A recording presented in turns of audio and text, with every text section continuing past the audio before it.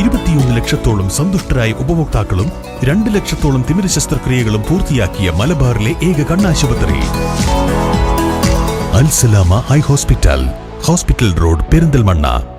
സമസ്ത Kerala Jamiyyathul Muallimeen Thozhuvanoor range കമ്മിറ്റിയുടെ നേതൃത്വത്തിൽ വർഷം തോറും നടത്തിവരാറുള്ള വീട്ടകം മൗലിദ് സദസ്സ് സംഘടിപ്പിച്ചു.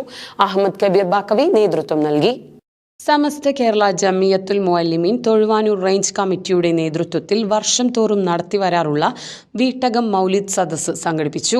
തൊഴുവാനൂർ റേഞ്ചിന് കീഴിലുള്ള 11 മദ്രസകളിലെയും അധ്യാപകർ ഒരു വീട്ടിൽ ഒത്തുകൂടി വർഷം തോറും നടത്തിവരാറുള്ള മൗലിദ് സദസ്സാണ് വീട്ടകം മൗലിദ് സദസ്സ്.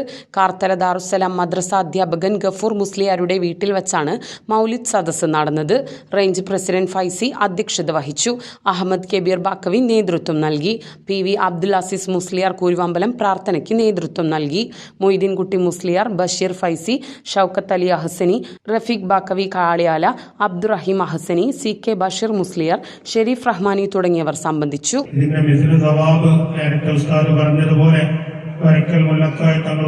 മുതൽ ഇന്ന് വരെ ജീവിച്ചുകൊണ്ടിരിക്കുന്ന സുന്നത്ത് ജമാഅത്തിന്റെ എല്ലാ പണ്ഡിതന്മാരും, മരണപ്പെട്ട പണ്ഡിതന്മാര് അവരുടെ ഖബറിലേക്ക് അതിന്റെ മിസ്ല സവാബിനെ അല്ലാഹു എത്തിക്കുമാറാവട്ടെ. ഈ രൂപത്തിൽ നമ്മൾ ഇന്ന് പ്രവർത്തിക്കാൻ കാരണം നമ്മുടെ മുൻഗാമികളാണ്. അങ്ങനെ മുഅല്ലിമീങ്ങളായി ജീവിച്ചുപോയി മരണപ്പെട്ട ഒരുപാട് ആളുകളുണ്ട്, സാധുക്കളായ ആളുകൾ.